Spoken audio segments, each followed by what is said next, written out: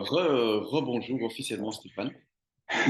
Bonjour. Ouais, on fait connaissance pour la première fois aujourd'hui, alors qu'en fait, Oui. vous me suivez depuis longtemps quand même.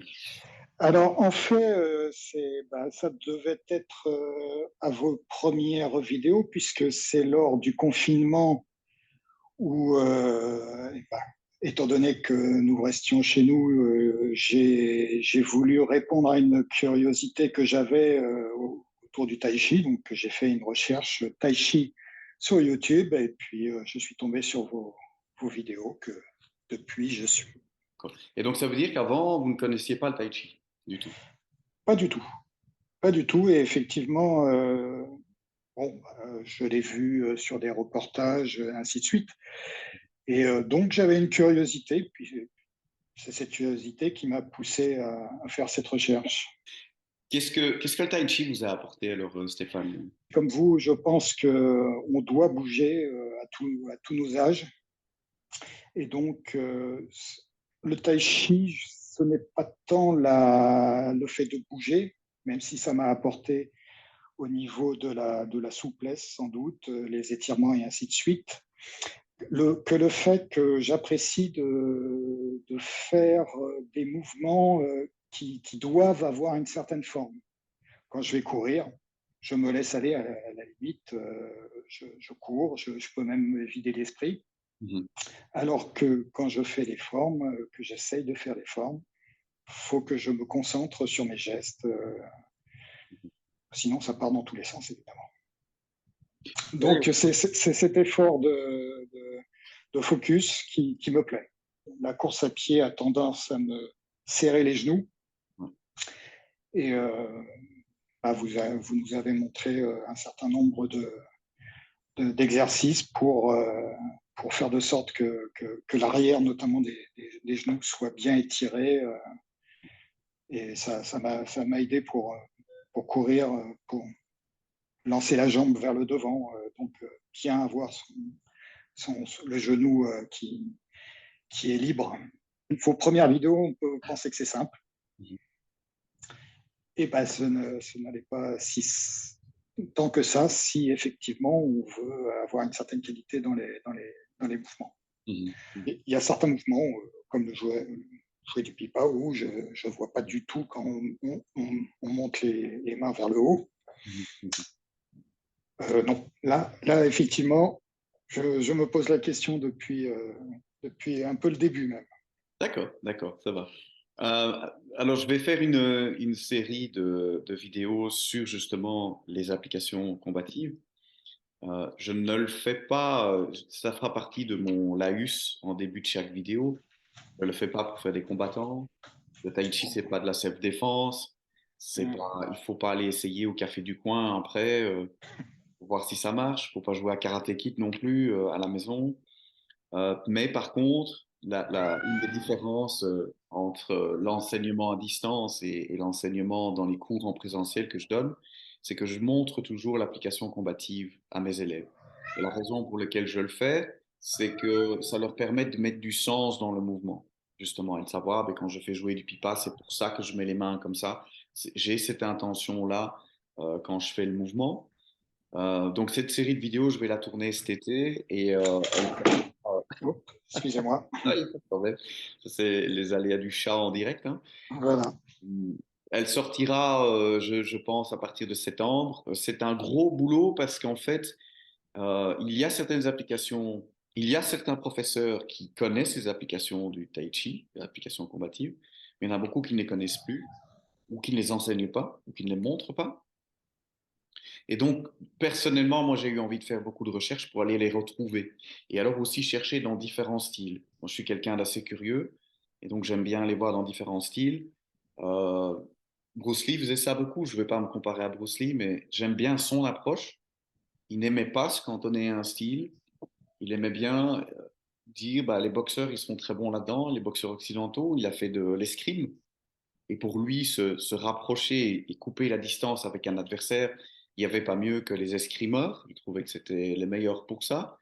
Il aimait beaucoup au combat rapproché. Il est allé beaucoup chercher dans le Wing Chun. Et donc, travail au sol, il travaillait ce qu'on voit aussi beaucoup dans le jiu-jitsu brésilien aujourd'hui. C'est quelqu'un qui était très curieux et moi, je me sens un peu comme ça aussi. J'aime bien aller rechercher. Et donc ça, je vais partager tout ça. Et c'est pour ça que je disais que c'était un gros boulot parce que c'est beaucoup de recherche. Je vais partager tout ça dans les vidéos à partir de septembre, octobre. Mais il faut que je les tourne encore cet été-ci. Alors spécifiquement, le jouet du pipa. Spécifiquement, le jouet du pipa, il y a plusieurs applications. Il y a toujours plusieurs applications dans les mouvements. Donc, c'est pas, voilà, ça sert à ça et point. Ça peut servir à différentes choses.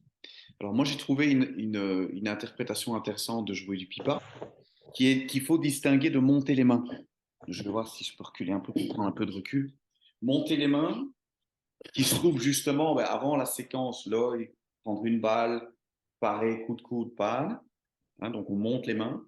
C'est pas la même chose que jouer du pipa. Jouer du pipa, on vise avec le majeur, on vise le troisième œil de l'adversaire. Et donc, on va plus chercher devant que vers le haut. Alors, vers le haut, monter les mains, on a la même position, c'est juste inversé, hein, mais c'est le même principe. On a les mains à la verticale, comme ça, les pouces vers le ciel, et on va aller vers le haut. C'est pour rediriger une poussée vers le haut. Donc, une des choses qu'on va faire, on va faire de la déflexion pas mal quand on fait du travail de la poussée des mains, notamment. Puisqu'une des choses qu'on va faire en tai chi, je suis désolé, je fais toujours des longues réponses. Mes élèves le savent, ma femme le sait aussi, je fais toujours des très longues réponses. Mais une des choses qu'on va essayer de faire en tai chi, c'est de essayer d'avoir le moins de tension possible et défaire le corps des tensions. Et donc, une des premières choses que l'on va faire quand on commence le travail au-delà de la forme, quand on commence le travail avec partenaire, c'est d'essayer de garder la qualité de détente même quand on a un adversaire en face de soi. Et donc, on va essayer de rester détendu. On fait pas une belle forme, bien détendue, relax. Et puis, au moment où un adversaire arrive et met ses mains sur vous, vous faites comme ça. Et donc, ben, par exemple, pour monter les mains, si quelqu'un pousse vers nous, on va monter, on va d'abord faire une déflexion vers le haut pour ne pas aller contre la force. Donc, ça, c'est une première chose.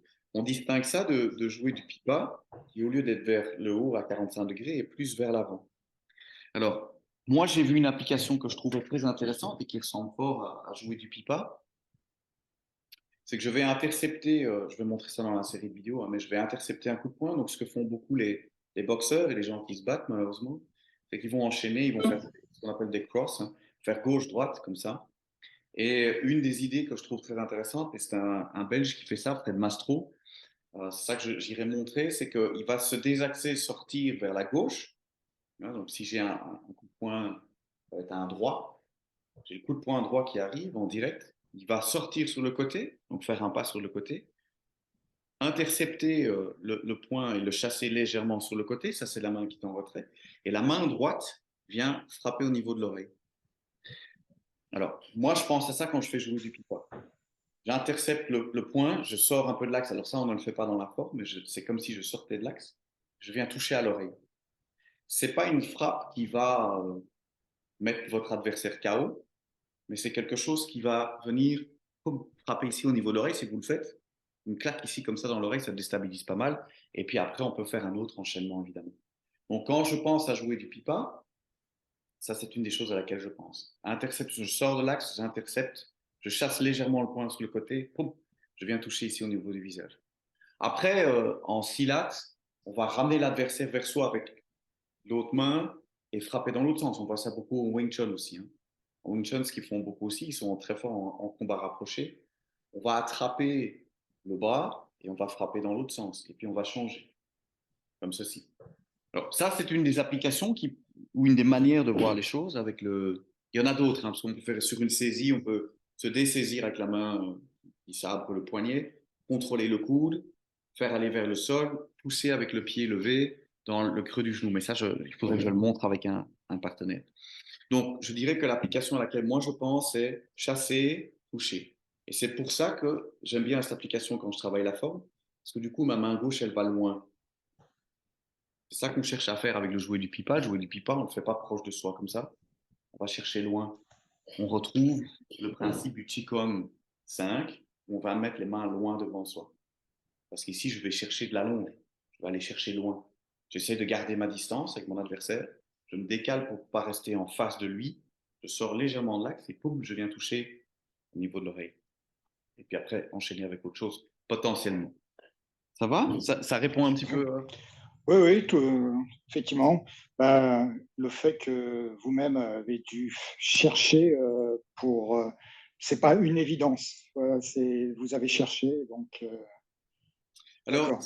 ce que je dois complémenter, ce que je dois donner comme complément d'information, c'est que certains professeurs de Tai Chi, l'art ultime du Tai Chi, hein, mais il y a très, très, très peu de professeurs qui sont à ce niveau. Je n'en connais qu'un seul au niveau mondial. Il y en a peut-être d'autres, mais je ne les connais pas.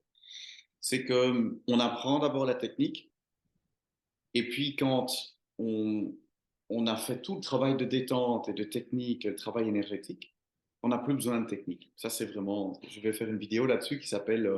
C'est un concept dont Adam Misner, qui est cette personne que je trouve être la seule euh, personne qui a ce niveau de tai chi, de ce que je connais en tout cas, c'est que quand on a une qualité de présence et de détente et de énergétique, le simple contact avec l'adversaire est suffisant pour déstabiliser sa structure, son système nerveux, et on n'a plus vraiment besoin des techniques. Mais je ne prétends pas du tout y être, loin de là d'ailleurs. Et donc un jour, c'est intéressant de comprendre la technique, et puis un jour, c'est intéressant de l'oublier. Mais ça, c'est plus tard. C'est un peu comme, c'est le même principe. Je ne sais pas si vous avez fait de la musique, moi j'en ai fait pendant quelques années. C'est un peu le même principe que le travail des gammes. Il faut travailler des gammes pour maîtriser son instrument. Mais quand on joue un morceau de musique, on ne joue pas des gammes. Arriver à un certain niveau, la musique passe à travers soi. Et vous ne pourriez plus dire à un musicien, tiens, quelle gamme tu joues ici? Non, je joue. Je joue. Je suis là. Et surtout s'il y a de l'improvisation, par exemple dans le jazz, on joue et on ne sait plus trop ce qu'on fait. Le tai chi peut être amené à ce niveau-là. D'abord, on apprend la qualité de la technique. Et puis à un moment, on n'a même plus besoin de se référer spécifiquement à une technique. La qualité du mouvement fait qu'on peut affecter son adversaire sans nécessairement suivre une technique bien spécifique. Je ne sais pas si ça fait sens. Oui, oui, oui, tout à fait. Euh, Quand on arrive à un niveau d'expertise tel, effectivement, ça devient une nature, un sous-jacent de ce qu'on fait, quoi. Je vais partager une vidéo un peu plus qui ira un petit peu plus loin sur le sujet. Euh, Ce que je veux dire par là, c'est que comprendre l'application combative permet de mieux comprendre le mouvement, d'avoir une qualité de mouvement. Et puis, plus tard, quand on arrive à un certain niveau, on n'a plus besoin de s'accrocher à s'il fait un coup de poing comme ça, je fais ça, et s'il fait un coup de poing comme ça, je fais ça. Je suis dans une qualité de présence et, et parce que je suis correct avec moi-même, c'est le principe interne, hein, eh bien, je peux affecter mon adversaire sans nécessairement même chercher à le vouloir. Ça devient presque philosophique, mais voilà, il y a des gens qui arrivent à ce niveau. C'est assez joli à voir. Euh, la forme a pour objectif, dans un premier temps, d'exposer l'élève au concept et à la mise en forme et à la circulation d'énergie. Et donc, il y a dans la forme parfois des mouvements qui sont plus là pour de la pédagogie et qui n'ont pas nécessairement un sens direct au niveau martial. Et c'est lié aussi au fait que, en tout cas c'est comme ça que ça me l'a été expliqué, au fait que les anciens maîtres étaient assez secrets par rapport à l'art et qu'ils n'avaient pas spécialement envie que ce soit évident. Et donc il y a une série de choses qu'ils ont cachées, une série de choses qu'ils ont clairement cachées. Donc on montre les choses comme ça, on le cache en n'allant pas jusqu'au bout du mouvement, en faisant un décalage, en se tournant de 45 degrés ou de 90 degrés. Donc un mouvement qui est censé en fait faire action-réaction, eh bien on va faire la première partie du mouvement de face, puis on va se tourner 90 degrés pour faire la deuxième partie. Et c'est délibéré. C'est parce que si, par exemple, on faisait, je vais prendre l'exemple des poissons yin-yang. On voit ça en Wing Chun, on peut parer un coup de poing en se protégeant avec le coude. J'ai été à d'ailleurs un festival médiéval ce week-end, et puis il y a un escrimeur qui a voulu me donner une leçon d'épée, c'était rigolo. et il ne savait pas du tout mon bagage. Et donc, à un moment, il a voulu en feinter et rentrer avec le pommeau de l'épée. Il s'attendait à ce que je me défende de la pointe. Et il a rentré avec le pommeau plutôt, parce que le pommeau d'une épée, donc on a la pointe par là-bas, et puis on a le pommeau ici en dessous. On peut s'en servir pour frapper aussi, il n'y a pas que la pointe. Et il a voulu me surprendre, sauf que je connais. Et donc je me suis défendu en montant le coude. Ça, c'est une protection. Donc la pointe est par là-bas, mais le pommeau peut rentrer aussi.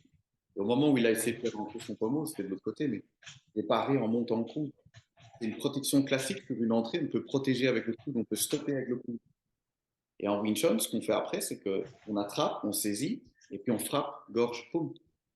Et donc, si on regarde le poisson yin-yang, la première partie, c'est la défense. On est comme ceci. C'est la défense. Et puis, on pivote de 90 degrés plus 45, 135, et on fait la frappe de l'autre côté. C'est pas du tout comme ça que ça se passe, évidemment. Dans la réalité, j'ai un adversaire en face de moi, je pars, je réattaque de face. Mais ils ont caché ça. Donc, on part devant et puis on frappe derrière. Ok. C'est intéressant. Alors maintenant, dans les poissons yin-yang, si on regarde la mécanique, on recule de poids avant vers poids arrière, et puis on pivote et on ferme la hanche gauche. C'est très bon pour la santé parce qu'en fait, on fait un travail de fermeture de la hanche qui est très important au niveau déjà de la protection des parties génitales parce qu'on rentre le genou, mais qui est très intéressant au niveau de la mobilité des hanches. On garde la souplesse du bassin en faisant ce travail-là. Donc, il y a ces deux phénomènes. On cache l'application combative, on reçoit de face, on frappe derrière, ça n'a pas de sens. Mais on rajoute un élément intéressant de travail, de conception, de mouvement du bassin. Quand on le sait, bah voilà. On sait, ah, les petits malins. Intéressant. C'est gentil d'avoir fait ce genre de blague, mais c'est un exemple pour les poissons yin. Simple fouet, même principe potentiellement. Le fouet, il crochette. On attrape avec le crochet. On a Oui, ça effectivement. On a ça avec les couteaux en prise. Je vais prendre un mon comme ceci. D'ailleurs, on prend main gauche et on a une arme plus longue de la main droite. Dans plein de techniques combatives, on a ça. Par exemple, on voit ça beaucoup chez les Amérindiens. Ils ont un tomahawk dans la main droite, un couteau inversé en pic à glace dans la main gauche. Et on va attraper, intercepter et crocheter, accrocher l'arme de l'adversaire, frapper avec son arme longue. Et donc, on se sert de ça. On trouve le même principe avec le fouet. On accroche, on attrape, on tire, on pousse dans l'autre sens. Même chose ici, hein. On forme le fouet, on attrape, par là, et puis on va pousser de l'autre côté. Et ce que ça permet, c'est de provoquer un étirement au niveau de l'épaule, du grand pectoral, et on se met dans une posture qui stabilise. Et c'est sûr que si j'attrape ici, je frappe devant. Technique qu'on voit également en Wing Chun. Je pense qu'ils appellent ça Tan Sao, enrouler et frapper. On reçoit, on frappe, pouf, de face. Et eux, ici, vont faire, pouf, oh, on va aller par là. Et en se faisant, travailler sur l'ouverture du bassin et sur un bel étirement ici, qui permet au niveau de la santé de soigner l'épaule. On a toute une série de choses qui se trouvent ici au niveau, qui expliquent un petit peu pourquoi parfois les applications combatives ne sont pas évidentes. Oui, voilà. Il y a plusieurs choses qui se passent dans les stages. Déjà, on rencontre d'autres pratiquants. Je clarifie au niveau combatif, ça me paraît vraiment important. Et puis après, on travaille aussi sur la qualité, sur les concepts de la circulation de l'énergie, la stabilisation, l'ancrage, etc. Et alors, je peux aussi corriger les élèves parce que quand j'envoie une vidéo, moi, je ne sais pas comment les élèves l'exécutent. Là, je les ai en face de moi, je peux faire une pause si nécessaire, venir corriger les mouvements. Ça va? Ça va, très bien. Stéphane, un grand merci pour votre temps. Merci à vous. Merci à vous. Je vous envoie les infos pour le stage. Merci beaucoup de suivre. Merci pour tous les commentaires. Ça me fait toujours plaisir de pouvoir interagir et puis simplement d'avoir un retour par rapport à ce que je poste. Bonne continuation. On dit. Continuation. Ouais, continuité, bonne vacuité. bonne continuation. Et on reste en contact. Moi, c'est toujours avec plaisir si je peux échanger, Stéphane. Et maintenant, en plus, on a les adresses email, donc on peut rester en contact. Et alors peut-être au stage, hein, qui dit? Qui dit. Voilà. Eh Merci. bien, très bonne soirée. Merci beaucoup, Stéphane. Bonne soirée à vous, hein. Au revoir.